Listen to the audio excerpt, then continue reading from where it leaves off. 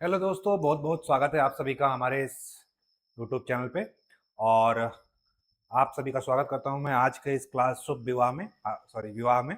आज की जो क्लास है ये विवाह छत्तीसगढ़ में जो प्रचलित विवाह और विवाह संबंधित जो हमारे चैप्टर में सिलेबस में एक टॉपिक लिखा हुआ है विवाह, उसके बारे में हम लोग क्या करने वाले हैं। आज हम लोग अध्ययन करने वाले हैं। तो आज हम लोग अध्ययन करेंगे छत्तीसगढ़ में प्रचलित विवाह और विवाह क्या होती है, इसके बारे में आज हम लोग पढ़ेंगे। ठीक है, तो शुभ विवाह के बारे में आज हमको पढ़ना है और आज का ही चैप्टर इसी विवाह के साथ समाप्त होगा। तो आज हम लोग पूरा क्लास विवाह के ऊपर पढ़ने वाले हैं। ठीक है, ओके ओके, क्लियर है आवाज? चलिए ठीक है, गुड मॉर्निंग सभी को। तो शुरुआत करते हैं विवाह के बारे में, है ना। तो छत्तीसगढ़ में प्रचलित विवाह और विवाह क्या होता है, विवाह के पूरे टाइप देखेंगे, विशेषताएं देखेंगे।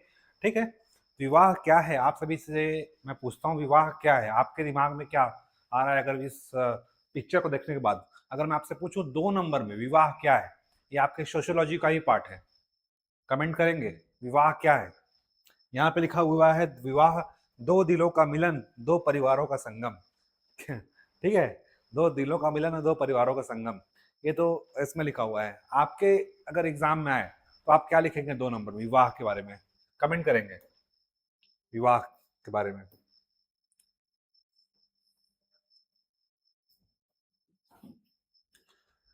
ठीक है, एग्जाम में पूछ सकता है 2 नंबर में विवाह क्या है।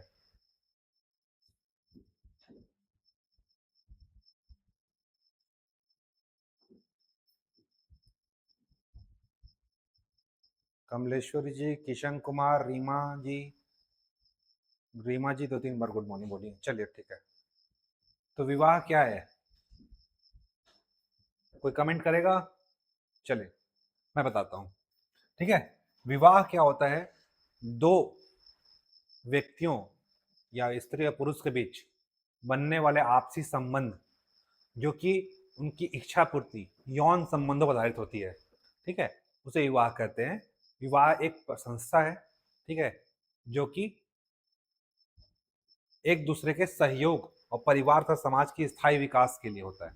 ठीक है, अगर एग्जाम में अगर सोशियोलॉजी के में भी अगर विवाह आता है, सोशियोलॉजी में भी आता है विवाह क्या है, और यहाँ भी एक आपका जनजाति संगठन, जनजाति सामाजिक परिदृश्य में भी विवाह आप एक चैप्टर है।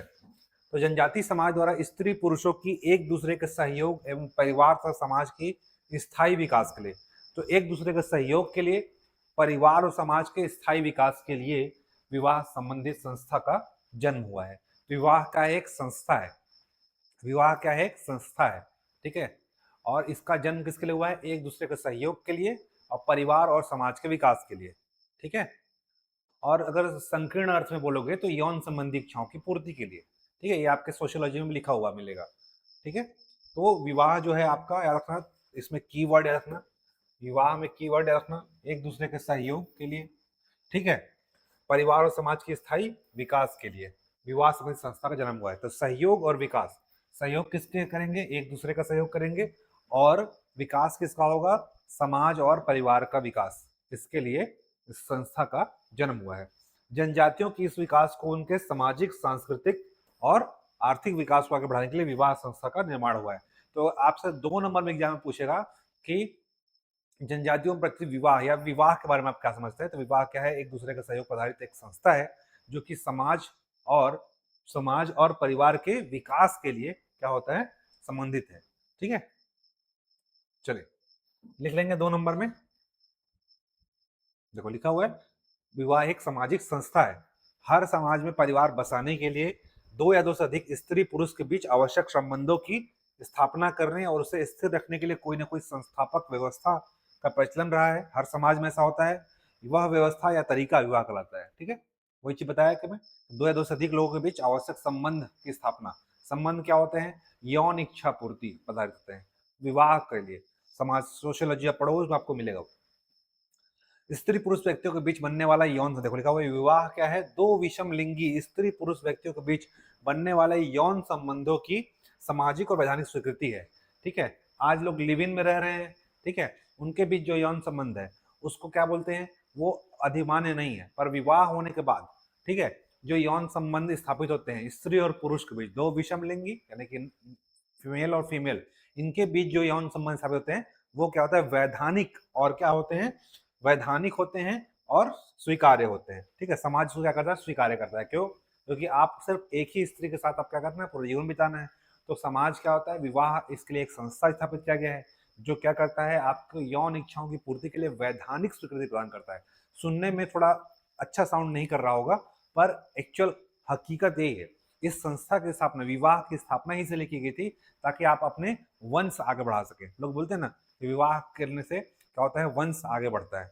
ठीक है, तो यौन इच्छाओं की पूर्ति के लिए ही क्या किया गया है, इसको विवाह नामक संस्था की स्थापना की है, जिसमें दो स्त्री पुरुष बीच बनने वाले यौन संबंधों की सामाजिक और वैधानिक, समाज और वैधान मतलब समाज भी स्वीकृति देता है और विधान, विधान मतलब कानून भी स्वीकृति देता है। ठीक है, तो सामाजिक और वैधानिक स्वीकृति प्राप्त है। ये शब्द आप जरूर डालेंगे जब आप लिखोगे, तो इस सबको जरूर डालना, सामाजिक और वैधानिक स्वीकृति मिलती है जो पारिवारिक दायित्व और अधिकारों द्वारा बांधता है। विवाह वह आधार है जो घर बनाता है, बच्चों का पालन पोषण, आर्थिक सहकारिता, ठीक है, सहकारिता मतलब मिलजुल करके काम करना, वह सामाजिक उत्तरदायित्व की नींव रखता है। ठीक है, समाज में क्या उत्तरदायित्व होंगे उसकी नींव रखेगा, आर्थिक उत्तरदायित्व इन सब की नींव रखता है। सामाजिक दृष्टिकोण से विवाह का तात्पर्य बच्चों को जन्म देना और इसके द्वारा समाज की निरंतरता को बनाए रखना। वही महिला समाज की निरंतरता क्या होती है, समाज चाहता है कि वंश हमारा आगे बढ़े, तो वंश परंपरा को कायम रखना। ठीक है, तो विवाह का मेन उद्देश्य, इतना लिखने से अच्छा बता रहा हूँ, विवाह का मेन उद्देश्य क्या होता है, विषम एक दूसरे के विषम लिंगी यानी कि स्त्री पुरुषों के बीच यौन संबंधों की स्वीकृति, सामाजिक और वैधानिक स्वीकृति है, जिसका मुख्य उद्देश्य क्या होता है, वंश परंपरा को आगे बढ़ाना। बस एक लाइन में दो नंबर मिल जाएगा, उससे ज्यादा नहीं लिखना है। ठीक है, तो याद रखना। इसके अलावा आप जो भी अगर बड़े क्वेश्चन में आए तो यहाँ पे जोड़ सकते हो, आर्थिक सहकार, आर्थिक और सामाजिक सहकारिता। ठीक है, साथ ही साथ सामाजिक दृष्टिकोण से विवाह का तात्पर्य बच्चों को जन्म देना या समाज की वंश परंपरा को आगे बढ़ाना। आगे इसमें कुछ भी आप जोड़ सकते हो। ठीक है, 2 नंबर ज्यादा ऐसा क्वेश्चन नहीं आएगा। ठीक है, इसमें अगर 4 नंबर या 8 नंबर में पूछे तो एक वैज्ञानिक का उसमें जोड़ देना, कोई अगर समाज शास्त्री होंगे उनका एक परिभाषा जोड़ देना तो वो ज्यादा अच्छा लगेगा। देखो, अलग अलग मानव शास्त्री या समाज शास्त्री ने विवाह को अलग अलग तरीके से प्रभावित किया है। तो ये वाला जो चैप्टर है आपको समाज शास्त्र में पढ़ने को मिलेगा। समाज शास्त्र सब लोग पढ़ाए होंगे, तो इसमें बहुत सारे मानव शास्त्री, समाज शास्त्री हुए जिन्होंने विवाह की अलग अलग परिभाषा दी है। पर आप इसको डालना, बोगार्डस को। ठीक है, ये बोगार्डस का डालना ज्यादा अच्छा लगा मुझे। बोगार्डस के अनुसार विवाह क्या है, स्त्री और पुरुष को पारिवारिक जीवन में प्रवेश करवाने वाली एक संस्था है। बहुत ईजी है। ठीक है, बोगार्डस के अनुसार एग्जाम में ऐसा क्वेश्चन पूछ देता है, बोगार्डस के अनुसार क्या है विवाह, मेंस में।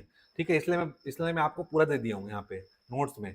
आर मुखर्जी के अनुसार, बोगार्डस के अनुसार, वेस्टरमार्क के अनुसार, लॉबी के अनुसार, ठीक है, लॉबी के अनुसार, फिर हैरी एम जॉनसन के अनुसार, ठीक है, इत्यादि बहुत सारे मानवशास्त्री, समाजशास्त्री है।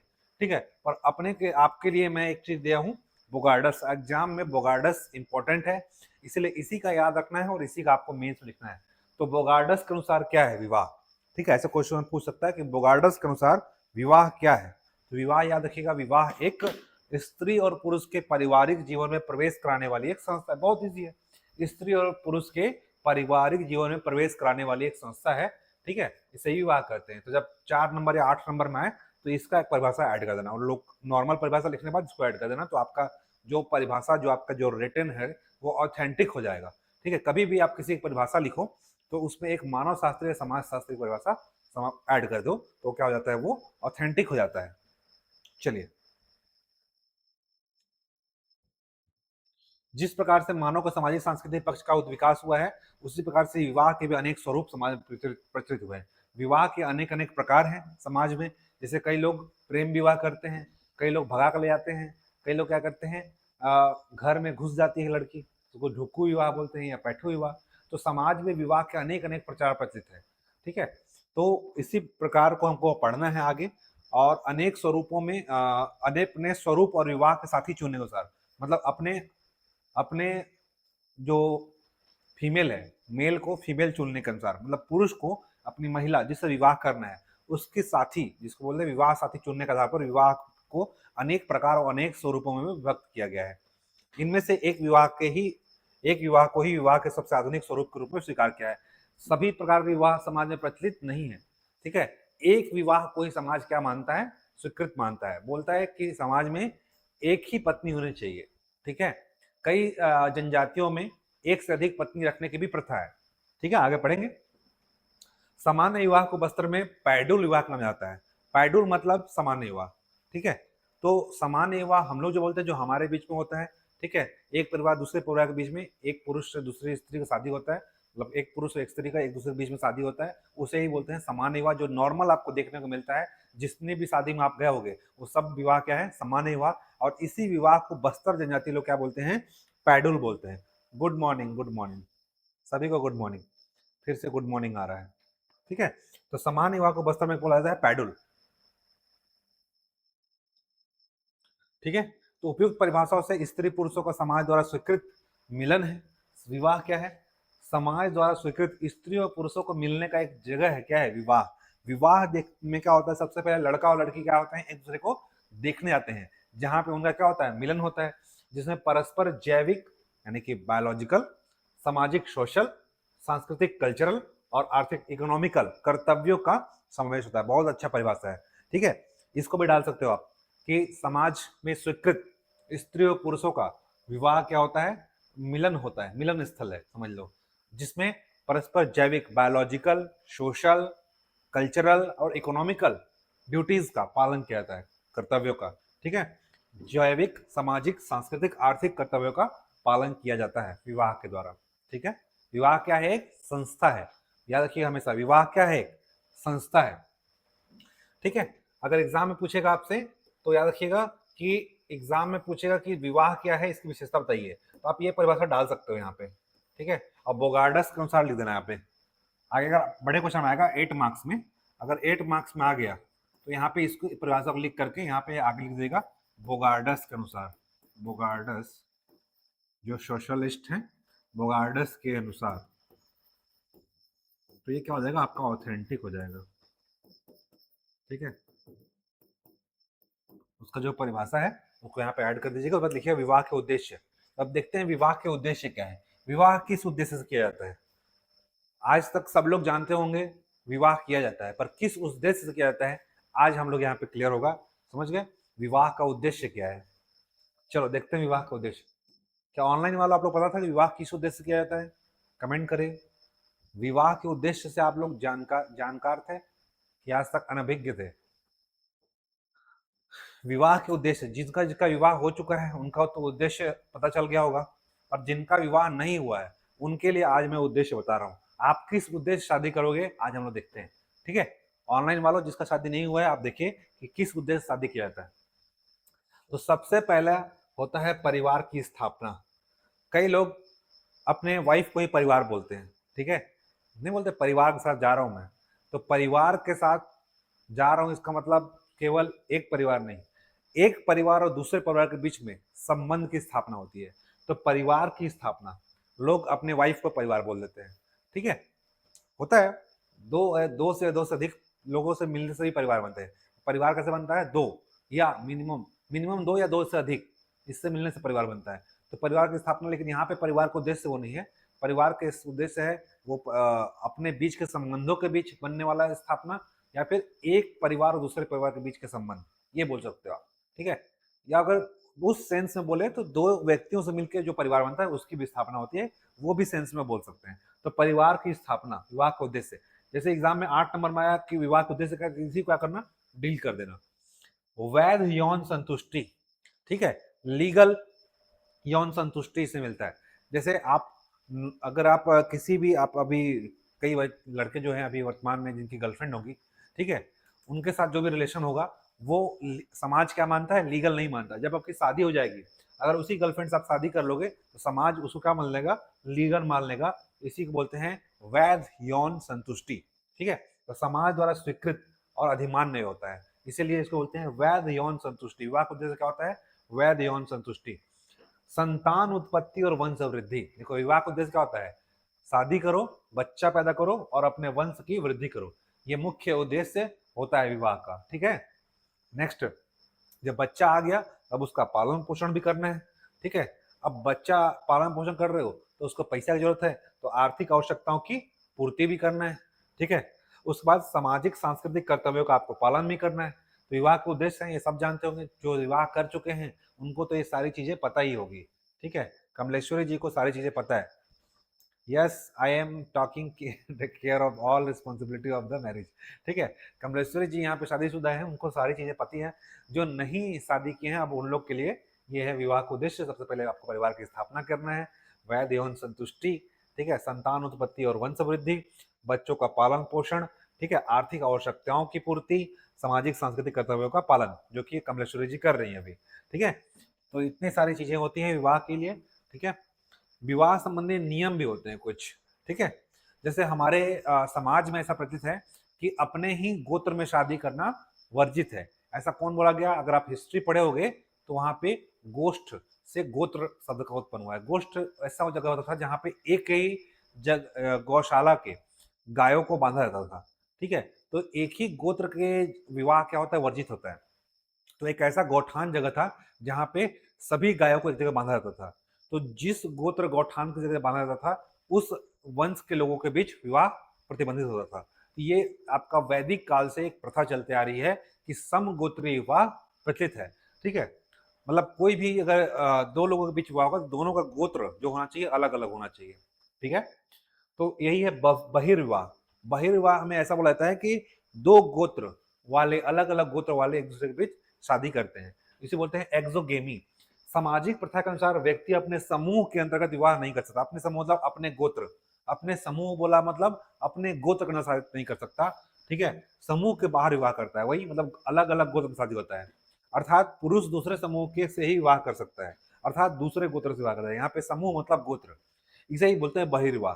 मतलब सेम गोत्र में जब शादी होगा तब उसे अंतर विवाह बोलेंगे, और जब अलग अलग गोत्र में शादी होगा तब उसे बोलेंगे बहिर्विवाह या एक्सोगेमी। ठीक है, इसमें परिवार वंश गोत्र आते हैं। देखो ये लिखा हुआ है, इसमें क्या क्या आएंगे? परिवार आएंगे, वंश आएंगे और गोत्र आएंगे। ठीक है, जब सेम गोत्र में शादी होगा, सेम में होगा, तो इसे बोलेंगे अंतर विवाह। और अलग अलग गोत्र में शादी होगा तो उसे बोलेंगे बहिर्विवाह। ठीक है, अपने परिवार वंश या गोत्र कन्या से विवाह नहीं कर सकता, मतलब सेम गोत्र, सेम वंश, सेम परिवार में शादी नहीं कर सकता। अलग परिवार, अलग वंश, अलग गोत्र में शादी कर सकता है। ठीक है, तो इससे जब अलग परिवार, अलग गोत्र, अलग वंश शादी करेगा उसे बोलेंगे बहिर्विवाह। अपने गोत्र, अपने परिवार, अपने वंश शादी करेगा उसे बोलेंगे अंतर्विवाह। तो कई जनजातियों में पाया जाता है। ठीक है, वही लिखा है, सामाजिक प्रथा के अनुसार व्यक्ति अपने समूह के अंदर ही विवाह करते हैं, अंतर विवाह के अंदर, इंडो बोलते हैं एंडोगैमी। इसमें जाति और उपजाति आते हैं, अर्थात कल पढ़े होंगे जनजाति का उपजाति पढ़ाया था, तो जाति उपजाति अर्थात व्यक्ति अपने उपजाति तथा अपने जाति कन्या से विवाह कर सकता है। कैसी ऐसी कई जनजातियों में अंतर विवाह पाया जाता है। ठीक है, छत्तीसगढ़ की जो जनजातियां हैं उनमें परिवार वंश गोत्र व कुल बहिर्विवाह पाया जाता है। मतलब हमारे छत्तीसगढ़ में भी अधिकतम जनजातियों में बहिर्विवाह यानी कि दूसरे गोत्र में शादी करने वाला पाया जाता है, पर कई उपजाति जाति अंतर्विवाह में पाया जाता है। मतलब छत्तीसगढ़ में दोनों पाया जाता है, बहिर्विवाह और अंतर्विवाह दोनों पाया जाता है। तो एग्जाम में अगर आया बहिर्विवाह और अंतर्विवाह क्या है, तो बहिर्विवाह क्या होता है? अपने परिवार वंश और गोत्र के अंदर शादी करना अंतर्विवाह होता है। ठीक है, और परिवार वंश गोत्र से बाहर शादी करना उसे क्या बोलते हैं? किसी दूसरे स्त्री शादी करना आपको बहिर्विवाह कहलाता है। छत्तीसगढ़ में दोनों ही पाया जाता है। ठीक है, छत्तीसगढ़ में दोनों ही पाया जाता है।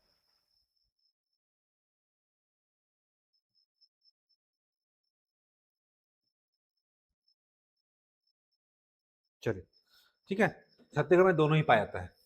उदाहरण के लिए मुड़िया गौण उप जनजाति का वर अपने अपने मुड़िया गौण उप जनजाति कन्या से विवाह कर सकता है। मतलब मुड़िया गुण में यह प्रचलित है, किंतु कन्या का परिवार वंश गोत्र वर के परिवार वंश गोत्र से अलग होना चाहिए। बोल रहा है कि अंतर विवाह में भी गोत्र अलग अलग होना चाहिए। अपने ही अंदर शादी कर सकता है, वही मैं बोला ना, गोत्र सबसे मेन होता है। गोत्र जो होता है अलग अलग होना चाहिए, सेम गोत्र में शादी नहीं कर सकता। ठीक है, याद रखिएगा, मुड़िया गुण जाति का अपने ही उपजाति में कर सकता है। ठीक है, जैसे मुड़िया अबुझ माड़िया माड़िया दंडावी माड़िया में कर सकता है, लेकिन उसका जो गोत्र है वो क्या होना चाहिए? अलग होना चाहिए। ठीक है, तो याद रखिएगा, ये एग्जाम्पल आप लिख सकते हो। विवाह के प्रकार, तो विवाह की जानकारी आपको होना चाहिए कि कौन कौन सा विवाह करेंगे, आगे देखते हैं। जनजाति के विवाह, बहुत सारे विवाह प्रकार बताए गए हैं जिसको हम लोग आगे पढ़ने वाले हैं। ठीक है, विवाह के कई सारे प्रकार हैं जिसको आज हम लोग पढ़ने वाले हैं। इसमें से आप देखना जिसका शादी नहीं हुआ है आप कौन कौन शादी कर सकते हो, कौन सा प्रकार का शादी करोगे आप कमेंट में बताना। ठीक है, देखो, ये है आपका विवाह की जनजातियों में शुरुआत कैसे होती है। कुछ एआई पिक्चर्स हैं आपके सामने जो आपके पढ़ने को स्तर को रोमांच बनाएगा। ठीक है, जनजातियों में ये देखो माड़िया डांस है, तो शादियों में ऐसा शुरुआत होता है जनजातियों में। कुछ पिक्चर देख करके आपको शादी करने का मन करे तो लगन अभी शुरू होने का सॉरी खत्म होने वाला है, नवंबर दिसंबर में शुरू हो सकता है। ठीक है, जनजातियों में कुछ प्रचलित विवाह के इमेजेस हैं। ठीक है, देख के लग रहा है किसी को शादी वादी करने का मन हो रहा होगा तो बताना। अभी जुलाई में लगन है, देखो विदाई हो रहा है, कुछ दिया जा रहा है महिला को। नहीं, वर, ये वर है, वर को मिल रहा है ना उनके शादी में। ये एआई इमेजेस है, ओरिजिनल नहीं है, एआई इमेजेस है। ठीक है, ये पालकी देखो बांस का बना हुआ है। तो ये जनजातियों में कुछ विवाह के प्रचलित इमेजेस हैं जो आपके लिए दिखाने के लिए लाया गया है। ठीक है, ठीक, चलो आगे देखते हैं। विवाह के प्रकार,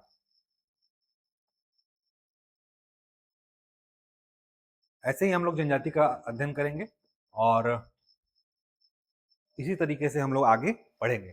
ठीक है, जो भी क्लास होगा अब इमेजेस के माध्यम से, वीडियोस के माध्यम से होगा।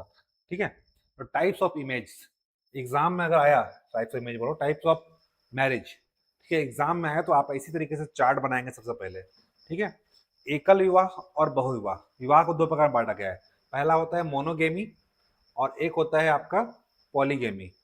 ठीक है, मोनोगेमी में क्या होगा, मोनोगेमी में एक पुरुष की एक ही पत्नी होगी। ठीक है, इसे बोलेंगे एक विवाह। दूसरा होगा पॉलीगेमी, पॉलीगेमी मतलब एक पति या पत्नी की संख्या एक से अधिक हो सकती है, मतलब एक से अधिक पति हो सकते हैं या एक से अधिक पत्नी हो सकती है। ठीक है, इसमें आपका नातेदारी बहुविवाह आएगा और रक्त संबंधी बहुविवाह आएगा। ठीक है, मोनोगेमी में नातेदारी, एक्सो किनशिप मैरिज और इंडो किनशिप मैरिज। ठीक है, लिखा नहीं है। और इसके अलावा बहुविवाह में आएगा बहुपत्नी विवाह और बहुपति विवाह। ठीक है, इसके बाद नातेदारी में पूरे नातेदारी आ जाएंगे और रक्त संबंधी में आ जाएंगे। इसमें इंडो किनशिप में आ जाएंगे रक्त संबंधी और विवाह संबंधी। रक्त संबंधी में मेरे फुफेरे और चचेरे मौसेरे। ठीक है, विवाह संबंधी में साली, जीजा, देवर, भाभी, ऐसा आ जाएगा। ठीक है, बहुपत्नी विवाह में क्या आ सकता है कि एक से अधिक पत्नी हो जाएंगी। बहुपति में क्या होगा, एक से अधिक पति होंगे। बहुपत्नी के भी दो प्रकार है, भगनी बहुपत्नी, भगनी मतलब, भगनी मतलब बहन, बहन की साथ सभी आपस में बहन हो सकते हैं, या अभगनी बहुपत्नी मतलब जितना शादी होगा आपस में बहन नहीं होंगे। बहुपति में आपका आज क्या आ जाएगा, बहुपति में भातृ बहुपति और अभातृ बहुपति। भातृ बहुपति में क्या होगा, पति आपस में भाई भाई होंगे। अभातृ बहुपति में क्या होगा, आपस में पति भाई भाई नहीं होंगे। ये तो हम लोग क्लासिफिकेशन के इसी का डिटेल में पढ़ना है अपने को। ठीक है, चलो नेक्स्ट में देखते हैं। नेक्स्ट इमेज में देखो यहाँ पे बहुपत्नी मतलब एक लड़के की बहुत सारी पत्नी है। ठीक है, और एक पत्नी का बहुत सारे पति हैं, ये क्या है, बहुपति है। ये क्या है, बहुपत्नी। इमेजेस माध्यम देख सकते हो, ये आपको पूरा मिल जाएगा आपके पीडीएफ नोट्स में। ठीक है, चलो इस पीडीएफ में इसमें अच्छा से बताया गया है। विवाह क्या है, वही देखो, सामाजिक और धार्मिक संस्था जो पुरुष के परिवार के बनाने का अधिकार देती है। आपके एग्जाम में आएगा तो इसे लिख के दिया हुआ है यहाँ पे, अगर एग्जाम में आया तो ऐसे बना देना कि विवाह के प्रकार बताइए, जनजातियों में विवाह के प्रकार बताइए। तो इस इमेज के माध्यम से जैसे बनाया हुआ है वैसे आप बना सकते हो। तो विवाह के प्रकार, दो प्रकार विवाह होते हैं, एक होता है एकल विवाह जिसको बोलते हैं मोनोगेमी, और दूसरा होता है पॉलीगेमी, बहुविवाह। ठीक है, एकल विवाह जिसमें एक पुरुष की एक पत्नी होगी, और बहुविवाह में पुरुष पत्नी की संख्या एक से अधिक हो सकती है, पति या पत्नी की संख्या एक से अधिक हो सकती है, उसे क्या बोलेंगे हम लोग, बहुविवाह। ठीक है, तो पहले विवाह को दो भागों में बांटा गया है, एकल विवाह और बहुविवाह में। एकल विवाह में क्या होगा, एक ही पत्नी या पति होगी, और बहुविवाह में एक से अधिक पत्नी या पति हो सकते हैं। नेक्स्ट, एकल विवाह को दो भागों में बांटा गया है, नातेदारी बहुविवाह मतलब अपने अंदर, सॉरी अपने नातेदारी के, नातेदारी के बाहर एक्सो किनशिप मैरिज मतलब अपने नातेदारी के बाहर। एक होता है नातेदारी अंतर विवाह, अपने नातेदारी के अंदर इंडो किनशिप मैरिज। अब देखो, एकल विवाह को दो भाग बांटा गया है, नातेदारी अंतर विवाह, नातेदारी बाहर विवाह, इंडो किनशिप और एक्सो किनशिप। अब इसमें क्या होता है, नातेदारी, नातेदारी बहुविवाह, बहिर्विवाह मतलब कि अपने हित नात से बाहर विवाह करेंगे। विवाह से पूर्व वर कन्या में नातदारी नहीं होती, मतलब कि वर और कन्या मतलब पुरुष और स्त्री के बीच में नातदारी नहीं होती, तो इसे बोलते हैं नातदारी बाहर विवाह। ठीक है, अधिकांश विवाह इसी श्रेणी में पाया जाता है। जैसे आप जिससे शादी करोगे उसके और आपके बीच नातदारी नहीं होनी चाहिए, लेकिन उनके बाहर रिलेशन वाले हमारे घर वाले रिलेशन के बीच कहीं ना कहीं नातदारी होती है, इसे बोलते हैं नातेदारी बहिर्विवाह, एक्सोकिन्सिव विवाह। मतलब हमारे परिवार उनके परिवार में शादी के बीच में नातेदारी नहीं होगी, लेकिन बाहरी रूप से उनके मामा फूफा कोई ना कोई आपके घर में ऐसा क्या होगा, नातेदारी मारते हैं, तो इसे बोलते हैं नातेदारी बहिर्विवाह। वही है ना कि पूर्व वर और कन्या में नातेदारी नहीं होती, वर और कन्या बीच में आपने नातेदारी नहीं होंगे। ठीक है, अधिकांश विवाह इस तरह में आते हैं। छत्तीसगढ़ में क्या पूरे भारत में जो भी विवाह होते हैं इसी में आते हैं। छत्तीसगढ़ जनजातियों में तंवर, कंवर, उरांव, हलबा, बिजवार जाति में इसी तरह की शादी होते हैं। जो भी छत्तीसगढ़ की जनजाति है मैक्सिमम जाति में इसी तरीके की जनजातियों में विवाह होती है, नातेदारी बहिर्विवाह। फिर आएगा नातेदारी अंतर विवाह, इंडोकिनशिप। इसमें क्या होता है, विवाह के पूर्व वर और कन्या पर रिश्तेदार होते हैं, जैसे कि मामा फूफा, चाचा मौसा, इस तरीके के जो वर और कन्या होते हैं उसमें आपस में क्या होता है, रिश्तेदारी होती है। जैसे मामा फुफेरा, फुफेरा भाई, फुफेरे बहन, ममेरी बहन, चचेरी बहन, ठीक है, मौसेरी बहन, इस तरीके के क्या होते हैं, आपस में रिश्तेदारी होती है। इसमें क्या आ जाएंगे, दो तरीके आएंगे नातेदारी अंतर विवाह में, कि रक्त संबंधी और विवाह संबंधी। रक्त संबंधी में क्या आएंगे, ममेरे फुफेरे और चचेरे मौसेरे, ठीक है, भाई बहन को भी शादी होता है। विवाह संबंधी में क्या आएगा, साला और जीजा और देवर और भाभी। ठीक है, अब देखिए ममेरे फुफेरे भाइयों के बीच शादी होता है, बहनों के बीच। छत्तीसगढ़ के गोण, मुड़िया, माड़िया आदि के लोग वर एवं कन्या के माता पिता दूसरे पद के माता या पिता के विलिंगीय सहोदर भाई बहन होते हैं। वही कि गोण, मुड़िया जाति, माड़िया जाति में जब शादी होता है तो इनके बीच में अंतर विवाह पाया जाता है, और उसमें कौन सा होता है, रक्त संबंधी। मतलब ममेरा भाई और फुफेरा फुफेरी बहन के बीच में शादी हो सकता है, मतलब ममेरे फुफेरे रिलेशन के बीच में या चचेरे मौसेरे रिलेशन के बीच में शादी होता है। आपस में दोनों क्या होते हैं, आपस में रिलेशन होते हैं, हो सकता है ये भाई बहन भी हो, ठीक है, ऐसे रिलेशन में, तो ऐसा शादी होता है छत्तीसगढ़ में, ठीक है, गुण मुड़िया माड़ी जाति में। विवाह संबंधी विवाह या विधुर विवाह इसको बोला जाता है। छत्तीसगढ़ जनजातियों प्रचलित नहीं है हालांकि, लेकिन कुछ जनजातियों में होता है। जैसे क्या होता है कि किसी भी पुरुष के दो भाई हैं और बड़े भाई की शादी किसी लड़की से हुआ है जिसके दूसरा मतलब रिलेशन में जहाँ पे शादी हुआ है, और उस कभी कभी क्या होता है कि बड़े भाई की मृत्यु जाती है तो छोटे भाई यानी कि देवर से, ठीक है, भाभी का विवाह, अब छोटे भाई के लिए वो तो भाभी हो गई, तो भाभी का विवाह देवर से कर दिया जाता है। या फिर कभी कभी क्या होता है कि देवर का जो शादी होता है वो उनकी मान लो किसी लड़के का शादी हुआ है और उसकी दो बहनें हैं। पहली बड़ी बहन थी जिसके वजह से कुछ कारणों की वजह से उनका डेथ हो गया, तो उनकी छोटी बहन यानी कि उनकी साली हो गई, तो उनकी साली से उसका विवाह किया जाता है। ऐसा बहुत कम होता है, नहीं बराबर, छत्तीसगढ़ में नहीं बराबर पाया जाता है। साला जीजा नहीं, साला जीजा बोल रहा हूँ, साली जीजा और देवर भाभी विवाह, ठीक है। तो वर पक्ष का जो लड़का होगा, वर पक्ष का जो लड़का होगा वो कन्या पक्ष की छोटी बहन शादी करेगा, तो क्या होगा, जीजा साली विवाह, ठीक है। और कन्या पक्ष की जो महिला होगी, स्त्री होगी, वो वर पक्ष के छोटे भाई शादी करेगी, तो वो क्या होगा, भाभी देवर विवाह, ठीक है। जिसमें क्या होगा, एक साइड कोई पुरुष मर जाएगा और दूसरे साइड कोई महिला मर जाएगी, वो देहांत हो जाएगा उनका, तो इस कंडीशन में शादी होता है, उसे ही क्या बोलते हैं हम लोग, साली जीजा या देवर भाभी विवाह, ठीक है। आप लोग सभी जानते होंगे। तो छत्तीसगढ़ में ऐसी जनजातियों में प्रचलित विवाह नहीं है, बहुत कम पाया जाता है। नेक्स्ट आते हैं बहुविवाह। बहुविवाह में आता है बहुपत्नी और बहुपति विवाह। नाम से स्पष्ट है पॉलीगैमी, और यह होता है पॉलीएंड्री, इंग्लिश में लिख रहता है एग्जाम में, पॉलीगैमी विवाह क्या है, ठीक है, पॉलीगैमी। तो पॉलीगैमी क्या होता है, बहुपत्नी, गैमी मतलब महिला संबंधित है, ठीक है, पॉली मतलब बहुत सारे, ठीक है, तो बहुपत्नी जिस पुरुष के बहुत सारे पत्नी हो, मतलब पति एक हो और बहुत सारी पत्नी हो, ठीक है, उसे क्या बोलेंगे हम लोग, बहुपत्नी विवाह, ठीक है, बहुपत्नी विवाह। एक पुरुष के जब बहुत सारी पत्नियां हो तो उसे क्या बोलेंगे हम लोग, बहुपत्नी विवाह। और बहुपति विवाह में एक पत्नी की जब बहुत सारे पति हों तब उसे क्या बोलेंगे, बहुपति विवाह। देखो एक पत्नी है तो बहुत सारे पति हैं, ठीक है। बहुपत्नी दो तरह की होती है, एक होता है भगनी बहुपत्नी और एक होता है अभगनी बहुपत्नी। भगनी बहुपत्नी, भगनी मतलब बहन होता है, भगिनी मतलब बहन, ठीक है। सभी पत्नी आपस में बहन होती हैं। ऐसा कौन जाति में होता है, बैगा में, गोण में, भील में, नागा में, ठीक है। तो एक पुरुष के बहुत सारी शादी होती है, जैसे कि 5 पांडव देखे होंगे आप लोग, ठीक है। बहु बहु वो बहुपति विवाह था, ठीक है। वैसे बहुपत्नी विवाह, एक ही पति के बहुत सारी पत्नी होंगी, आपस में क्या होंगे, बहन होंगे, तो उसे क्या बोलेंगे, भगनी बहुपत्नी।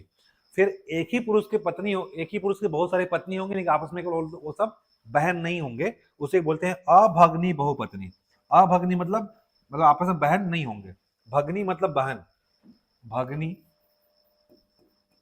भगनी मतलब बहन। जब एक पुरुष का बहुत सारी शादी होगी स्त्रियों के साथ और आपस में वो बहन होंगे तो क्या बोलेंगे, भगनी बहुपत्नी।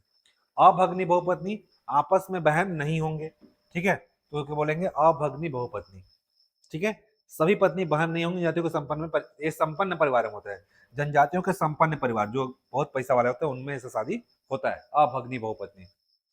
नेक्स्ट है बहुपति विवाह। बहुपति विवाह भी दो तरीके होगा, एक होगा भातृ बहुपति, एक अभातृ बहुपति, सेम ऐसे ही, ठीक है। भातृ बहुपति, जब कोई लड़की की शादी हो रहा है और आपस में सभी पुरुष आपस में भाई हों, जैसे कि आपका उसका हुआ था 5 पांडव का शादी हुआ था, ठीक है, द्रौपदी से, जो आपस में क्या थे, भाई थे, उसे बोलेंगे भातृ बहुपति। ये पति आपस में भाई भाई होते हैं, ठीक है, आपस में क्या होंगे, भाई भाई होंगे। छत्तीसगढ़ में ऐसी विवाह नहीं पाया जाता, उत्तराखंड में पाया जाता है। उत्तराखंड की जनजाति है जौनसार बाबर के खस और तमिलनाडु के नीलगिरी में रहने वाले टोडा जनजाति। तो जौनसार बाबर के खस जनजाति में, खस में सख लिख दिया, खस, खस और टोडा दो जनजाति में ये विवाह पाया जाता है, भातृ बहुपति, ठीक है, जिसके पत्नी के सभी आपस में भाई होते हैं, शादी होती है। नेक्स्ट है अभातृ बहुपति। अभातृ बहुपति मतलब जिस लड़की की शादी होगा ये चारों आपस में भाई नहीं होंगे, ठीक है, अलग अलग लोग होंगे, तो इसे बोलते हैं अभातृ बहुपति। ऐसी ऐसी जनजाति प्राचीन समाज में केरल के नायर समूह पाया जाता था। केरल में नायर समूह में ऐसा विवाह पाया जाता था जिसमें एक लड़की की शादी बहुत सारे पतियों से किया जाता था जो आपस में भाई नहीं होते थे, ठीक है। तो ऐसा जो ये दोनों वाला छत्तीसगढ़ में नहीं पाया जाता, छत्तीसगढ़ में नहीं पाया जाता, ठीक है। भातृ बहुपति और अभातृ बहुपति, भातृ बहुपति पाया जाता है खस और टोडा जनजाति में, और अभातृ बहुपति पाया जाता है केरल के नायर जाति में, ठीक है। तो याद रखिएगा कि ये विवाह के प्रकार पहले याद रखना कि एक विवाह और बहुविवाह। एक विवाह में याद रखना दो बांटा गया है, नातेदारी बहिर्विवाह, नातेदारी अंतर्विवाह, ठीक है। नातेदारी अंतर्विवाह के दो प्रकार हैं, एक होगा आपका रक्त संबंधी, एक होगा आपका विवाह संबंधी। रक्त संबंधी में कौन आएंगे, ममेरे फुफेरे चचेरे मौसेरे। विवाह संबंधी में कौन आएंगे, साली जीजा और देवर भाभी, ठीक है। नेक्स्ट आएगा बहुविवाह। बहुविवाह में दो प्रकार के आएंगे, बहुपति और बहुपत्नी। बहुपत्नी में दो तरीके होगा, एक होगा भगनी बहुपत्नी, एक होगा अभगनी बहुपत्नी।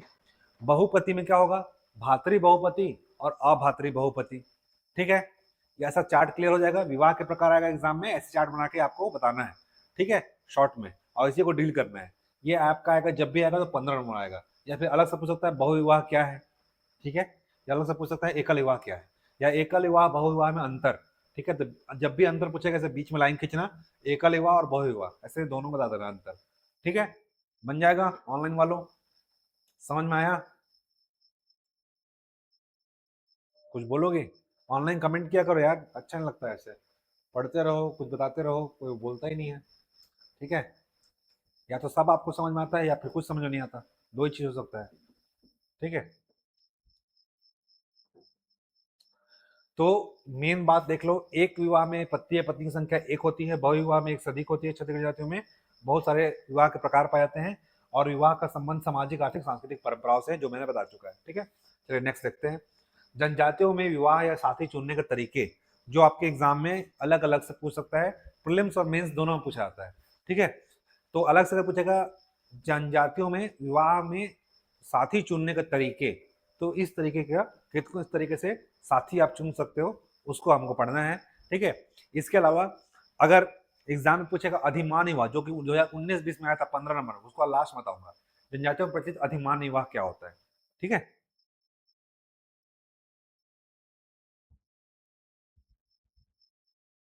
इफ यू क्राई ये क्या है? Kishan Kumar, if you cry, यदि आप रो रहे हो, क्या रो रहे हो? जनजातियों में विवाह साथी चुनने के तरीके। ठीक है, तो देखो सबसे पहले सामान्य विवाह, इसी में क्या कहते हैं, बस्तर में इसको बोलते हैं पैडल विवाह। सामान्य विवाह क्या होता है? जब लड़का लड़की घर शादी लेकर के बारात लेकर जाता है, जो कि सभी लोगों में पाया जाता है, जनजातियों में नहीं, पूरे भारत के लगभग सभी लोगों में यही विवाह पाया जाता है, इसे बोलते हैं सामान्य विवाह। जब बस्तर में इसे क्या बोलते हैं हम लोग? पैडल विवाह।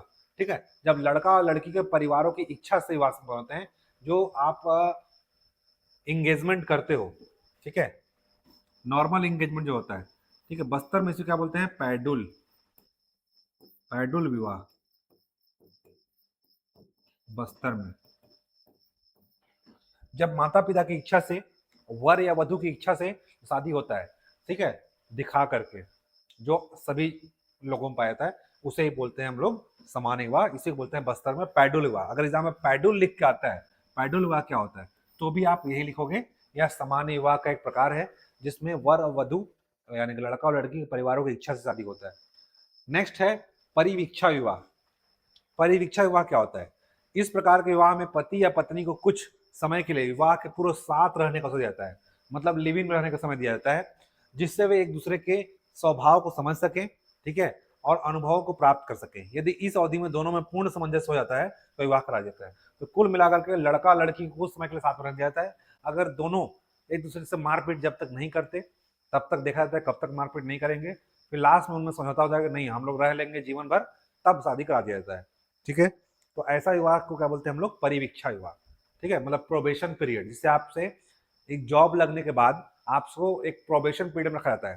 प्रोबेशन पीरियड में देखा जाता है कि आप कितना सिंसियर हो अपने काम को लेकर के। ठीक है, आप आपके अंदर क्या है, घूस लेने की प्रवृत्ति, ये सब जो आपका काम करने का तरीका है, वो सब चीज़ दिखा जाता है। तो प्रोबेशन पीरियड जब तक रहता है तब तक आपको क्या करना है, आपको चोरी चकारी और घूस उस नहीं लेना है। उसी तरीके का ये विवाह है।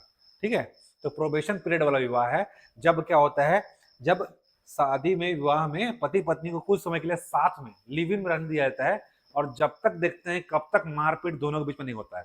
ठीक है, लड़ाई झगड़ा यही सब चीज के लिए दिखा जाता है। पहले के लोग बहुत होशियार थे।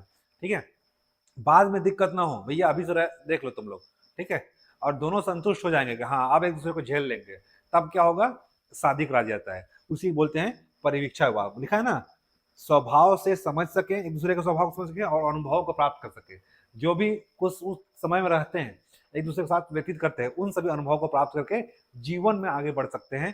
ठीक है, इसी अवधि में दोनों का विवाह पूर्ण कराया जाता है, तो उसे ही क्या कहते हैं हम लोग? परिवीक्षा विवाह। ठीक है, तो यही आज का जो है लिव इन वाला है। लिव इन में रह के शादी कर रहे हैं आजकल। ठीक है, तो जो पहले चला रहा था, आज का कॉन्सेप्ट नहीं है, ये पुराना कॉन्सेप्ट है। समझ में आया बच्चों? ठीक है, परिवीक्षा विवाह, ये उसी को लिव इन को हिंदी में बोलते हैं परिवीक्षा विवाह। ठीक है, कोई नया कॉन्सेप्ट नहीं है। सेवा विवाह या लमसेना विवाह, आपसे पहले जनजाति लोग कर चुके थे लिव इन। सेवा विवाह या लमसेना, सेवा विवाह या सेवा करना पड़ता है ससुर घर जाकर के, लमसेना इसी बोलते हैं लमसेना। जब लड़का वधु धन देने में सक्षम नहीं होता, जब जनजातियों में क्या होता है, दहेज लड़का पक्ष देता है, तो जब लड़का लड़की पक्ष को यानी वर पक्ष वधु पक्ष को दहेज देने में, वधु धन जिसको बोलता है, वधु धन देने में सक्षम नहीं होता, तो ससुर के घर जाकर के सेवा करता है। ठीक है, तो अब अपने वाले ससुराल में जाकर के एक निश्चित समय तक सेवा करता है। ठीक है, उसी क्या बोलते हैं हम लोग? सेवा विवाह, लमसेना विवाह, या इसी बोलते हैं चरघिया विवाह। चरघिया विवाह। ठीक है, चरघिया विवाह। ठीक है, निश्चित समय तक समानता समानता 1 या 2 महीने तक सेवा करता है।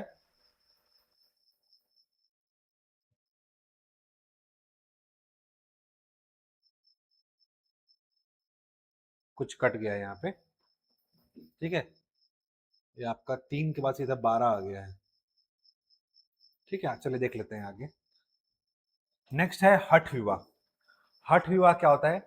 इस प्रकार के विवाह में लड़की जिस व्यक्ति से विवाह करना चाहती है, उसके घर में जाकर के जबरन रहने लगती है। हठ विवाह को ही बोलते हैं पैठू विवाह। हठ विवाह को क्या क्या बोलते हैं? हठ या पैठू। ठीक है। लड़की इसमें क्या होता है, जिसके साथ रहना चाहती है उसके साथ जाकर के घर में घुस जाती है, जबरन रहने लगती है, और वहां अपमान भी सहना पड़ता है उसको। ठीक है, जबरदस्ती घुस जाएगी उस घर में तो अपमान सहना पड़ेगा। लड़के के माता पिता उसे बहू के रूप में स्वीकार जब तक न कर ले तब तक वो गाली खाते रहती है। ठीक है। अनादर का अर्थ यह है कि लड़के के माता पिता द्वारा मना करने पर भी उसके परिवार में बनी रहती है, क्योंकि उसके लड़के से प्रेम हो जाता है। ठीक है। कोरवा जाति में से ही बोलता है ढुकू, और गोण और बैगा में पैठू बोलता है। कोरवा में बोलते हैं ढुकू, इसी को बोलते हैं कोरवा में ढुकू, ढुक जाती है उस घर में। और बैगा या गुण में इसको बोलते हैं पैठू। ठीक है। ये हठ विवाह का प्रकार है। कोरवा में ढुकू और बैगा और गोण में इसे बोलते हैं पैठुल या पैठू विवाह। ठीक है। इसमें होता क्या है, हठ या पैठू विवाह, स्त्री लड़के घर में जाकर के जबरन घुस जाएगी और उसके भगाने से भी नहीं भागती है, गाली खाते रहती है जब तक उसके घर परिवार वाले नहीं बन जाते। क्यों? क्योंकि उसको प्रेम करते रहते हैं लड़के को। ठीक है। वन साइडेड प्रेम, ठीक है, इसी बोलते हैं। और जब तक उसके घर वाले बहू को रूप में स्वीकार नहीं कर लेते तब तक वो नहीं भागती। ठीक है। इसी को क्या बोलते हैं, इस प्रकार एक दूसरे का विवाह करा जाता है, इसे बोलते हैं कोरवा में ढुकू और बैगा में गुण में पैठू। ठीक है।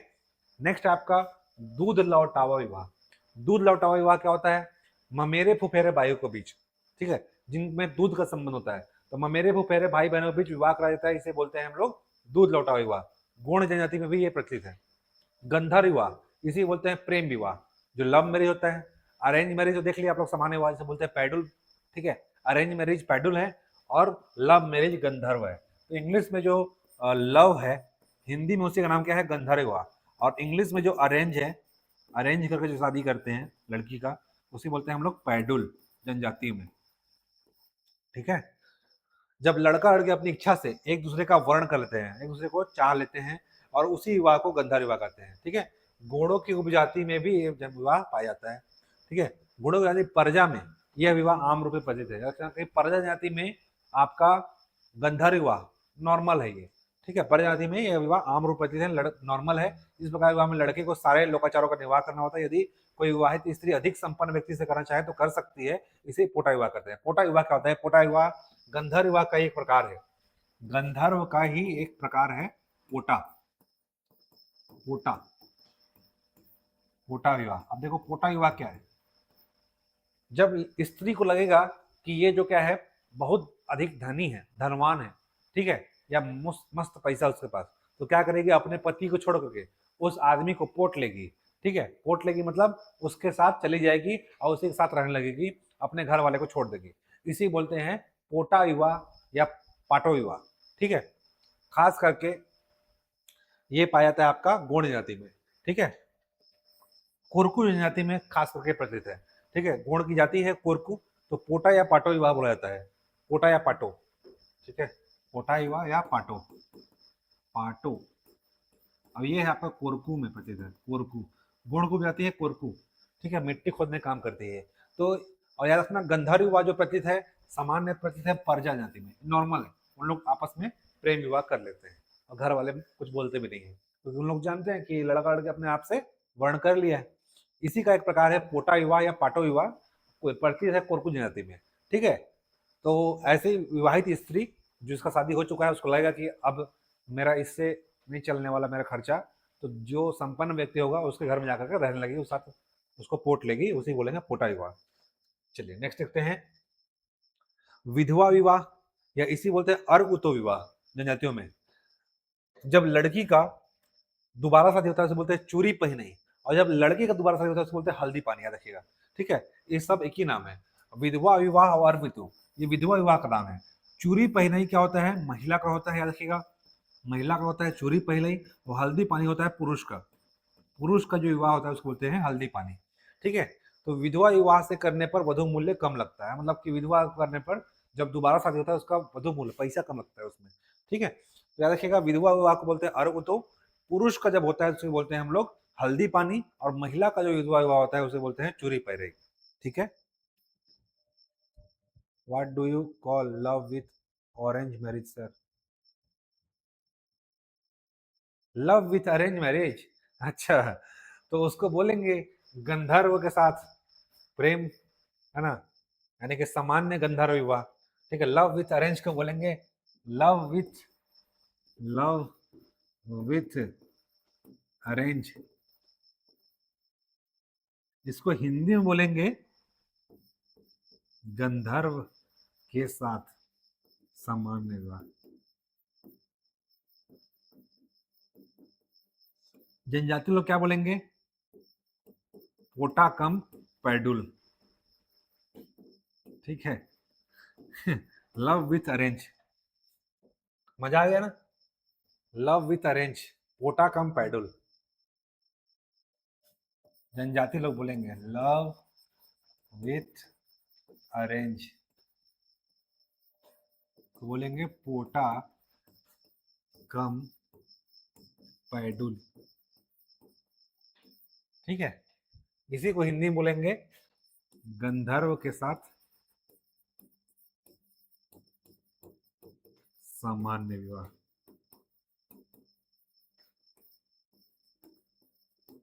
हिंदी में नाम सुनने में अजीब लग रहा है, जनजाति में अच्छा लग रहा है, जनजाति लोग मस्त बोलेंगे पोटा कम पैडुल।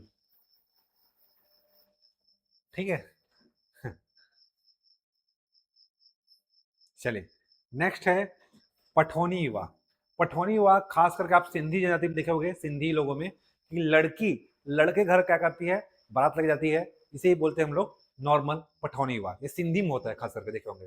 तो लड़के घर पर ही मंडप में विवाह संपन्न होता है, लड़की लड़के घर जाती है और उसी घर में विवाह संपन्न होता है। ठीक है, उसी घर में क्या होता है, विवाह संपन्न होता है, ये खास करके सिंधी लोगों में होता है, सिंधी। ठीक है, तो लड़की लड़के घर बारात लेके जाएगी, उसी के लड़के घर में मंडप रहेगा, वहां पे लड़की जाएगी और लड़की बारात लेकर जाएगी और लड़का घर में इंतजार करेगा। ठीक है, वहां से, और उसके बाद दूल्हा को विदा कर अपने घर ले आती है, उल्टा होता है, दूल्हा विदा होता है यहाँ पे। इस तरह का विवाह छत्तीसगढ़ में अत्यंत अल्प रूप से गौण जाति में ही देखने को मिलता है, गौण जाति में पाता है। कितना अजीब लग रहा है सुनने में कि लड़की बारात लेके जा रही है, लड़के का शादी हो रहा है और लड़के का विदा हो रहा है, सजन घर मैं चला, गाना ऐसा वाला। ठीक है, लड़का रोएगा लड़की के साथ आने में, सोचो विवाद विदाई हो रहा है, इस तरह का विवाह पठौनी विवाह। ठीक है, अब इसमें आप लोग देखो कौन शादी करोगे, कमलेश्वर जी का तो हो गया, उनके पास ऑप्शन नहीं है। कमलेश्वर जी आपका कौन शादी हुआ था, लव विथ अरेंज या फिर ओनली अरेंज या ओनली लव, इसी में से तीनों में से कोई एक चीज हुआ होगा। चढ़ विवाह, अब देखिए एक है चढ़ विवाह। चढ़ विवाह क्या होता है, इस तरह के विवाह में दूल्हा बारात लेकर के दुल्हन घर जाता है। चढ़ विवाह आपका नॉर्मल रखना, घोड़ा में चढ़ के जाएगा, नॉर्मल में रखना चढ़ विवाह, देखने में ऊंट जैसा लग रहा है। ठीक है, इसमें एक आदमी बैठा है। ठीक है, चढ़ विवाह, चढ़ विवाह, समझ लो कि कोई आदमी दूल्हा बारात करके दुल्हन घर जा रहा है, चढ़ गया है घोड़ा के ऊपर में। ठीक है, और विधि विधान तथा परंपरागत तरीके से विवाह रस्म पूरा करता है। इसके बाद दुल्हन को विदा करके अपने स्थान पर ले आता है। छत्तीसगढ़ की लंबी सभी जनजातियों में पाया जाता है, जनजातियों में नहीं, नॉर्मल सभी में पाया जाता है चढ़ विवाह या नॉर्मल विवाह है, अरेंज मैरिज ही है। बस रखना, जब लड़का लड़की घर बारात लेकर जाएगा, दूल्हा बारात लेकर जाता है, उसे बोलते हैं चढ़ विवाह, और जब लड़की बारात लेकर जाती है तो उसे क्या बोलते हैं हम लोग, पठौनी विवाह। पठौनी विवाह में लड़की बारात लेकर के आती है और चढ़ विवाह में लड़का बारात लेकर के आता है।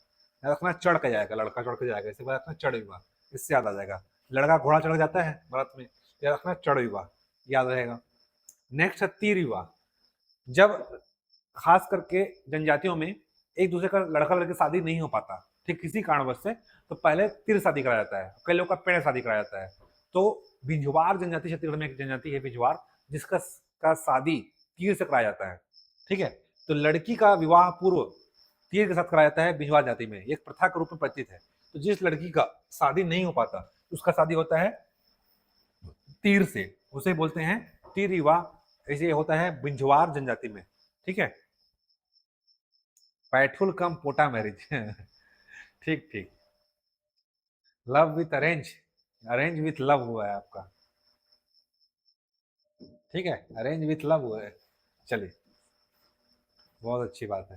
कांड विवाह, ठीक है, भुंजिया जनजाति के लोग कांड कर देते हैं। देखो अब होता क्या है कि भुंजिया जनजाति में बालिका का जब रजस्वला, जब पीरियड्स आते हैं 14 साल के पहले, अगर किसी लड़की का जो रजस्वला होने से पूर्व, मतलब पीरियड्स आने से पूर्व रजस्वला हो जाती है, ठीक है, तो जब उसका एक निर्धारित समय होता है, उससे पहले अगर रजस्वला हो गई, रजस्वला मतलब पीरियड्स आ गए उसके, तो इसका शादी कैसा होता है? कांड से। कांड मतलब बाण, यहाँ पे कांड का अर्थ है बाण, ठीक है, कांड का अर्थ है बाण,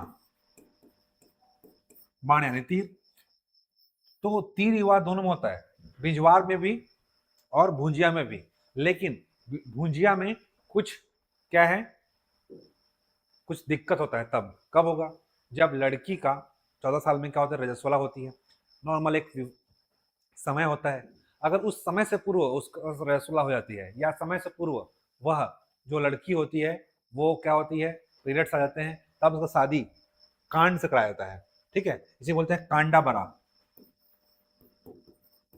कांड विवाह एक होता है कांडा बारा विवाह, ये होता है अबू जमाड़िया में।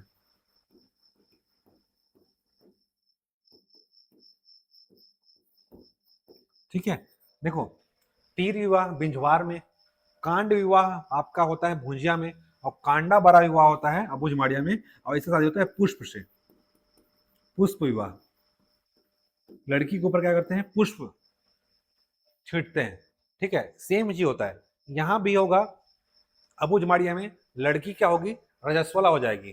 कब? अपने समय से पूर्व। तब उसे क्या करेंगे हम लोग, कांडा बरा विवाह, जिसको बोलते हैं पुष्प विवाह। एक होता है अबू जमाड़िया में, और ये है कांड विवाह भुंजिया में, याद रखना। दोनों सेम चीज है, पर इसको बोलेंगे कांड विवाह, बोलेंगे कांडा बरा विवाह। कांड कौन करते हैं? भुंजिया लोग। भुंजिया लोग क्या करते हैं, कांड करते हैं। ठीक है, और तीर विवाह कौन करेगा, बिंजवार। ठीक है, याद रखना। नेक्स्ट, नेक्स्ट विवाह आ रहा है महुआ विवाह। महुआ विवाह क्या होता है? जब जनजातियों में उचित वर नहीं मिल पाता है, बताया था ना कि जब महिला को उचित वर नहीं मिल पाता है, तब बिजवार में तीर विवाह कराया जाता है।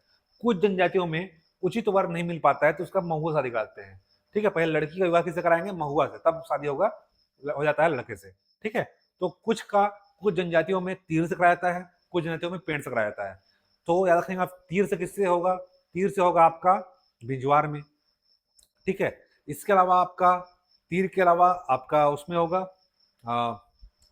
तीर के अलावा होगा आपका हम्म,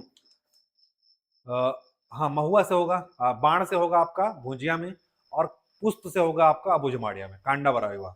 ठीक है, इसके अलावा आपका महुआ विवाह होता है अन्य जनजातियों में, किससे? उचित वर नहीं मिलने के कारण। उचित वर नहीं मिल पाता है तो महुआ या चार के वृक्ष, महुआ या चार के वृक्ष शादी कराया जाता है। दो वृक्ष होते हैं, महुआ या चार शादी कराते हैं, इसे ही बोलेंगे हम लोग आपका महुआ विवाह। ठीक है, इसे ही बोलेंगे हम लोग महुआ विवाह। चलो, नेक्स्ट है गवन विवाह। गवन विवाह क्या होता है? ये आप लोग देखे होंगे कि बचपन में 5-6 साल में शादी हो जाता था बच्चों का, पहले 10-12 साल में, कहीं पर कब कब कभी कभी छोटे बच्चों में जाता था। तो जो बाल्यावस्था में शादी हो जाती है, बाल्यावस्था में, ठीक है, बाल्यकाल में विधवा हो चुकी कन्या विवाह कराया है। तो जो बचपन में पहले बच्चा शादी हो जाता था, और किसी कारणवश वो उनका पति मर जाता था, जैसे 10-12 साल शादी हो जाता था पहले, तो उस समय उनका पति किसी कारणवश मर गया, उसका दोबारा शादी कराया जाता था, उसे बोलते हैं गवन विवाह। इतना रखो, गवन मतलब गौना, गवन मतलब गौना, और गौना किसका होगा, जिसका शादी हो जाता है। ठीक है, गौना होता है, शादी के बाद गौना होता है। तो गौना किसका होगा, जिसका पहले शादी हो चुका होगा। तो जिसका पहले शादी हो चुका होगा, ठीक है, उसी के साथ गौना होगा। तो बचपन में शादी हो जाता है, जिसका जिस जिस पुरुष से स्त्री का बचपन शादी हो जाता है, और किसी कारणवश उसका पति या उसका पत्नी किसी कारणवश मर जाती है, खासकर पति ही मर जाएगा, यहाँ पे यहाँ लिखा हुआ है खर्च, सॉरी, विधवा हो चुकी है। विधवा हो चुकी है मतलब पति मर चुका होगा, पति मर चुका होगा, उसका दोबारा शादी कराया जाएगा, उसे बोलेंगे हम लोग गवन विवाह। ठीक है, तो उस कन्या विवाह कराता है, उसे बोलेंगे गवन विवाह। नेक्स्ट है छुट्टा विवाह। ठीक है, छुट्टा विवाह मतलब कि जो स्त्री पक्ष बोल रहा हूँ, वधु पक्ष या कन्या पक्ष वाले तो कोई खर्च नहीं उठाना पड़ता। सारा खर्चा कौन उठाएगा? उसका डउका, यानी कि वर पक्ष वाले। वर पक्ष वाले उसी पूरी कन्या का जो शादी का खर्चा उठाएंगे उसे बोलेंगे छुट्टा विवाह, क्योंकि पैसा नहीं लगा, ठीक है, छुट्टा हो गए उन लोग खर्चा करने से, तो इसलिए छुट्टा विवाह। ठीक है, कौन खर्च उठाएगा? वर पक्ष खर्च उठाएगा। वो विवाह का खर्च वर पक्ष द्वारा उठाया जाएगा, उसे बोलेंगे हम लोग छुट्टा विवाह। नेक्स्ट है मरम्मत विवाह। क्या होता है कि आज भी समाज में कई कुरीतियां प्रचलित हैं। अभी भी कई लोगों को अंतर जातीय विवाह, बाहर जातीय विवाह करने पर प्रताड़ित किया जाता है। जब एक जाति का कोई स्त्री या पुरुष दूसरी जाति में शादी कर लेता है, ठीक है, खास करके निची जाति में, छोटी जाति में, ऐसा ऐसा है, ठीक है, समाज में ऐसा प्रचलित है। तो जब एक जाति का जो पुरुष है अपने नीची या अन्य जाति में शादी कर लेता है, तब उसका दोबारा शादी करके, छोड़ छुट्टी करवा करके दोबारा शादी कराता है, उसे बोलते हैं मरम्मत। जैसे गाड़ी खराब हो जाने के बाद क्या करते हैं, उसका ला करके वापस उसको क्या करते हैं, ठोक पीट के फिर से नया करके बजा दिया जाता है। जैसे गाड़ी एक्सीडेंट होता है तो मरम्मत कर दिया जाता है, ठीक है, दोबारा नया जैसे दिखने लगता है। जैसे गाड़ी आप लेके जा रहे हो, एक्सीडेंट हो गया, ठीक है, वापस लेके आए, उसको ठोक पीट के फिर से नया बना दिए और उसका क्या कर दिए, मरम्मत कर दिए। उसी तरीके का जो शादी है, जैसे शादी कर लिया, जाति का नाम खराब हो गया, ठीक है, वापस लाए, समाज में भोजन वोजन खिला दिए, बकरा वकरा काट करके, और फिर दोबारा शादी कर दिए, तो क्या हो गया, वो मरम्मत हो गया। तो इसे बोलते हैं मरम्मत विवाह। तो ये समझ लो प्रथा है प्रचलित, जो ऐसा नहीं होना चाहिए। इसके अंदर दूसरी जाति विवाह होने के पश्चात पुनः विवाह किया जाता है, ठीक है, उसका क्या होता है, लड़के का मरम्मत किया जाता है, लड़का लड़की का, इसे बोलते हैं मरम्मत विवाह। ठीक है, बीच में एक पेज छूट गया है, वो 3 से लेकर के 9 तक था, ठीक है, कुछ 5-6 शादी का प्रकार था, वो कल हम लोग पढ़ेंगे। ठीक है, अभी हम लोग पढ़ लेते हैं जनजातियों में अधिमान विवाह। अधिमान विवाह क्या होता है? सीजीपीएससी मेंस आपका 2019 या 2020 में ये पूछा हुआ है, 15 मार्क्स में, 15 मार्क्स में, ठीक है, और लोग ये सारा विवाह का प्रकार लिख के आ गए थे। विवाह के प्रकार को लिख करके आ गए थे, लोगों को 1 से 2 नंबर मिला था, जबकि जनजातियों पर अधिमान विवाह पूछा था। ठीक है, तो अधिमान विवाह होता क्या है? जनजातियों में विवाह की कुछ ऐसी प्रथाएं विकसित की गई हैं जिससे कुछ परिवार विवाह के आधार पर सदैव एक दूसरे को सहयोगी बने रहे और वधु मूल्य की समस्या का समाधान भी हो सके। मतलब अधिमान विवाह ऐसा होता है कि एक दूसरे की सहमति से शादी हो जाए और वधु मूल्य की प्रथा जो है वो भी समस्या का समाधान, मतलब कि दहेज की समस्या समाधान हो जाए, एक दूसरे से सहमति शादी हो जाए।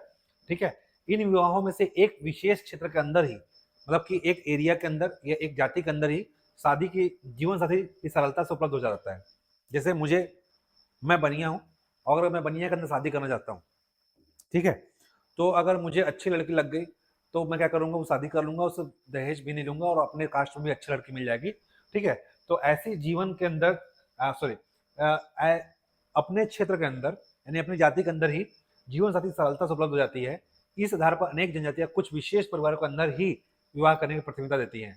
इसे अधिमान विवाह कहते हैं। मतलब कि कुछ जाति लोग जो होते हैं उनका स्पेशली रिस्ट्रिक्शंस होता है कि साहू समाज वाला जो है साहू में शादी करेगा, बनिया वाला बनिया में करेगा, ठीक है, गोंड वाला गोंड में करेगा। तो कुछ समाज की एक प्रथा है कि अपनी ही जाति के अंदर शादी करो।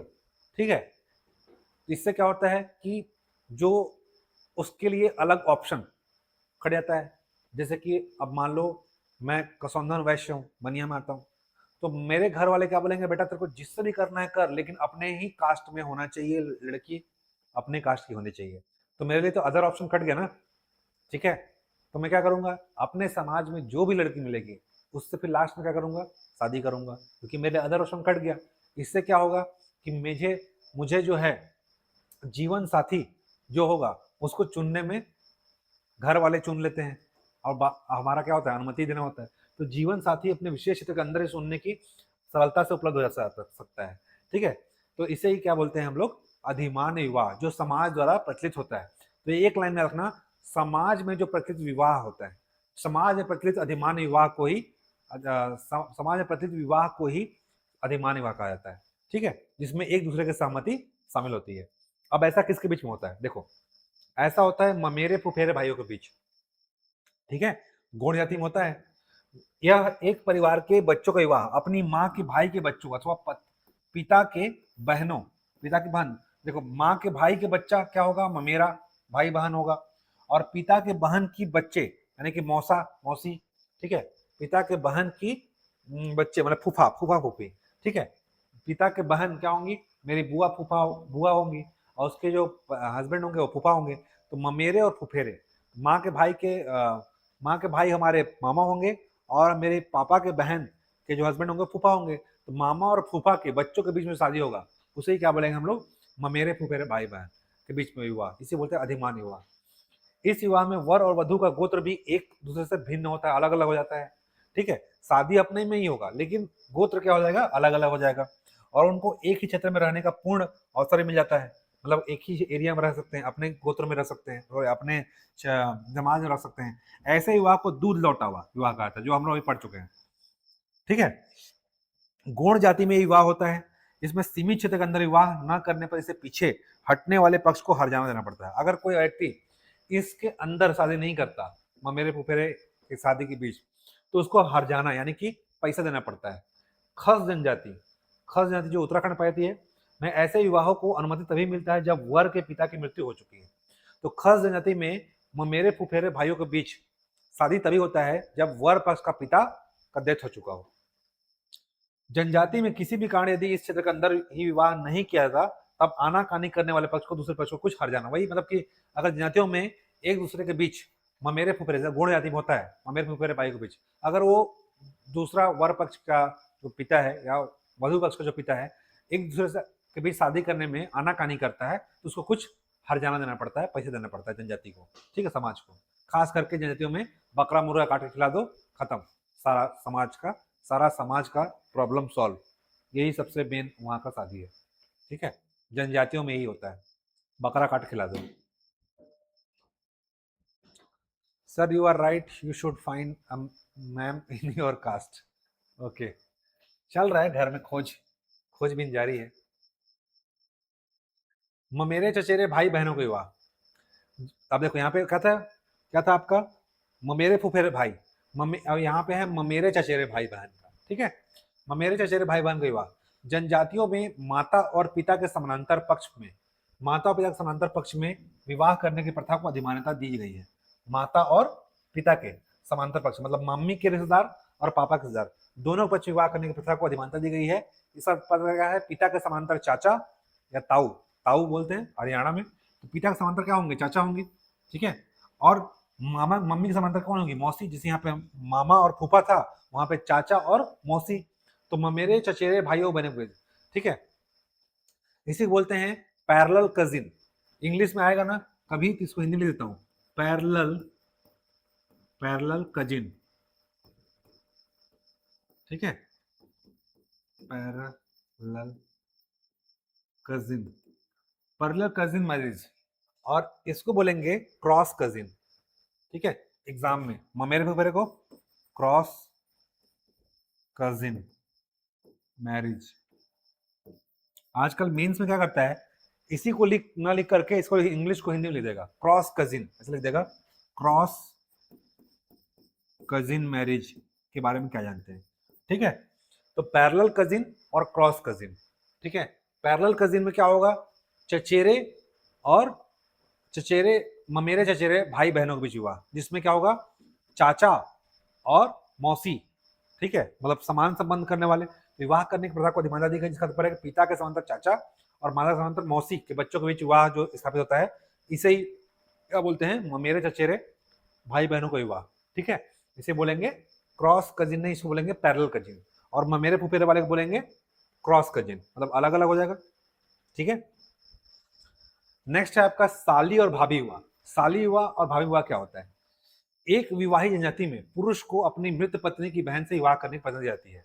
एकल विवाह का प्रकार हम पढ़े हैं, एकल विवाह में जो पढ़े थे कि अंतर विवाह वाला, तो उसमें ममेरे फुफेरे और साली देवर वाला शादी, जिसमें क्या होता है कि अपनी मृत पत्नी की बहन शादी करने का विवाह दिया जाता है, तो जीजा का शादी किससे होगा, साली से, ठीक है। गौण जाति में ऐसी प्रथा पाई जाती है जिसमें एक बार कन्या का मूल्य ले लेने पर लड़की के पिता का नैतिक दायित्व होता है कि वह उस लड़की की मृत्यु जाने पर उसके पति को वह अपनी दूसरी कन्या के रूप में दे दे।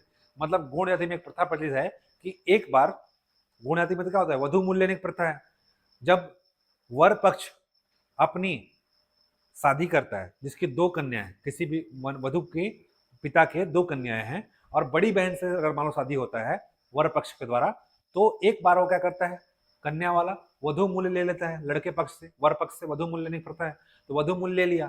तो उसका दायित्व होता है कि अगर वो उसकी बड़ी बहन का डेथ हो जाता है तो अपनी छोटी बहन को उसी मूल्य के रूप में उसको सौंप दे। ठीक है, ये समझ लो सौदा हो गया, एग्रीमेंट, कि अगर तुम्हारी बड़ी बहन का डेथ हो गया, छोटी बहन का लिए भी तुम जो पैसा दे रहे हो वधु मूल्य एक ही बार दे दो, मैं दूसरा शादी भी करवा दूंगा। ठीक है, ये एक अजीब सा प्रथा है। जिन जनजातियों में कन्या मूल्य इसे बोलते हैं वधु मूल्य प्रचलित है, वहां किसी स्त्री के पति की मृत्यु हो जाए, ठीक है, अब मान लो पति की मृत्यु हो गई, तब क्या होगा, उसके छोटे अथवा बड़े भाई से अपनी विधवा शादी करते। मान लो छोटे भाई शादी की है और बड़ा भाई शादी नहीं हुआ तो शादी कर लेगी। जनरली क्या होता है, बड़े भाई शादी होता है, छोटे भाई बाद में होता है। आजकल उल्टा हो गया है, गंगा उल्टी बह रही है। कई लोगों को, मेरे दोस्त जो है जिनका शादी छोटे का पहले हो चुका है, उनका बच्चा हो चुका है, बड़े भाई की शादी नहीं हुआ है। ठीक है, तो कई जनजातियों में ऐसा भी हो सकता है, छोटे भाई शादी कर ली, छोटे भाई का डेथ हो गया, तो उसे बड़े भाई शादी कर लेती है कन्या।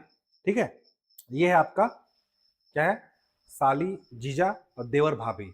अब वहां पे उसके लिए वो देवर नहीं होगा, लेकिन जनरली क्या होता है कि बड़े भाई शादी पहले होता है, तो बड़े भाई का डेथ हो गया, छोटे भाई जो बच्चा रहेगा उसे शादी कर ले जाता है। ठीक है, तो वही उन्हें कन्या मूल्य देना पड़ता है, उसे परिवार के किसी प्रकार से पृथक करना उचित नहीं समझा जाता। बहुपत्नी विवाही जनजातियों में पुरुष जिन अनेक स्त्रियों शादी करती है, बहुपत्नी में क्या होंगे, बहुत सारे पतियों शादी करेगी, बहुत सारे पुरुष शादी करेगी, इसमें हम लोग पढ़े हैं भातृ बहुपति और अभातृ बहुपति। तो कहा गया, हाँ, बहुपत्नी विवाही जनजाति में पुरुष जिन अनेक स्त्री शादी विवाह करता है, यदि वे सभी आपस में बहन हो तो विवाह प्राथमिकता जाती है। मतलब कि भातृ बहुपति को प्राथमिकता दी गई है, अभातृ बहुपति को प्राथमिकता नहीं दी गई है। तो जो बहुपति विवाह में जो पुरुष आपस में भाई होते हैं, जिसकी एक शादी होगी उसको प्राथमिकता दिया गया है, समाज द्वारा स्वीकृत किया गया है। जबकि अभातृ बहुपति जिसमें आपस में सभी लोग क्या होंगे, भाई नहीं होंगे, उसको प्राथमिकता या उसको स्वीकृति नहीं दिया गया है। जो कि आपका द्रौपदी का शादी हुआ था 5 पांडवों से, तो वो वाला शादी स्वीकृत है समाज में। ठीक है, अधिमान विवाह के कारण क्या है, विवाह संबंधित दो परिवारों में आपसी कर्तव्य का बोध, दो परिवारों के बीच आपसी कर्तव्य की बोध आती है कि अगर किसी लड़की का शादी हो चुका है ना, और डेथ हो गया, उसका कर्तव्य है कि आप उसका शादी कराओ, उसका वंश आगे बढ़े। ठीक है, और उसका जीवन आगे आगे चल सके, तो कर्तव्य का बोध कराने के लिए। और कन्या मूल्य प्रचलन की प्रथा है कि कन्या मूल्य अगर ले लिया कोई जाति, जैसे गौड़ जाति प्रचलित है, तो उसका एक एग्रीमेंट टाइप का हो गया कि आप दूसरा भी कन्या का शादी उस लड़के से कर दो अगर डेथ हो जाता है तो। ठीक है, ये कन्या मूल्य प्रचलन की प्रथा है, किसमें, गौड़ जाति में। ठीक है, आदिम जनजातियों में अनेक प्रकार की विवाह प्रथाएं प्रचलित है जो वहां के सामाजिक आर्थिक परिस्थितियों पर निर्भर है। जनजातियों में विवाह न तो धार्मिक महत्व रखता है, न ही जन्म जन्मांतर का संबंध। जनजातियों में ऐसा कोई संबंध नहीं होता कि धार्मिक महत्व है या जन्म जन्म का संबंध। अधिकांश जो जाति की शादी होता है जनजातियों में पर्यावरण और आर्थिक परिस्थितियों के कारण होता है। ठीक है, जैसे हमारे यहाँ बोलते हैं ना 7 जन्मों का साथ है हमारा तुम्हारा, जनजातियों में ऐसा नहीं होता। जनजातियों में संबंध होता है महुआ बिनने का साथ है हमारा तुम्हारा। ठीक है, जब तक महुआ बिनो तब तक साथ हो, महुआ बिनने के 4 शादी कर लेते हैं जनजाति लोग। ठीक है, तो आर्थिक देखो जनजाति में होता क्या है, स्वास्थ्य सेवा नहीं है, ठीक, उनके पास दुर्गम परिस्थिति में रहते हैं जंगलों में, तो पर्यावरण और आर्थिक परिस्थितियां ही उन्हें विवाह बंधन में बांधती है। जैसे उन जनजातियों का मुख्य कार्य किसमें होता है, वनोपज संग्रहण करना। ठीक है, अब एक लोग रहेगा, 100 पेड़ है, ठीक है, जंगल में महुआ बिन नहीं पाते हैं, पत्ती तोड़ना है, इसलिए 2-3 शादी कर लेते हैं। ठीक है, या बहुत सारे बच्चे पैदा कर लेते हैं। ठीक है, ये एक कारण भी है, अगर आपको लिखने आएगा। ठीक है, दूसरा पर्यावरण कारण। पर्यावरण कारण क्या होता है कि अधिक जहाँ वर्षा होती है वहाँ फर्टिलाइजेशन बढ़ जाता है, ये सब आप पढ़े होंगे ज्योग्राफी में। तो पर्यावरणीय परिस्थितियां भी होती हैं कुछ, जिसके कारण भी क्या होता है, शादी का बंधन उनको बांध के रखता है। ठीक है, ये जनजातियों में प्रथा है, न कि जन्म जन्मांतर और धार्मिक महत्व, कि हमारे हिंदू धर्म में प्रचलित है कि एक धर्म से एक धर्म है कि एक शादी करना चाहिए। ठीक है, और जीवन भर साथ रहना है, उनके लिए जनजातियों में ऐसा कुछ नहीं है। ठीक है, तो याद रखिएगा, ये आपका विवाह वाला जो चैप्टर था यहाँ पे आज आंशिक रूप से समाप्त हो गया है। कुछ जो एक पेज बचा हुआ था उसको मैं कल समझा दूंगा। ठीक है, बाकी मिलते हैं नेक्स्ट लेक्चर में। तो आज ये का विवाह जो एक चैप्टर था यहाँ पे समाप्त होता है। कल का जो बचा हुआ है उसको हम लोग कल कवर कर लेंगे, जो एक पेज छूट गया है इसमें से 3 से 9 तक कुछ विवाह के प्रकार थे, वो छूट गया है, उसको हम लोग कल कवर कर लेंगे। ठीक है, चलिए मिलते हैं नेक्स्ट लेक्चर में, तब तक के लिए जय हिंद, जय भारत, जय छत्तीसगढ़, गुड नाइट, शुभ रात्रि।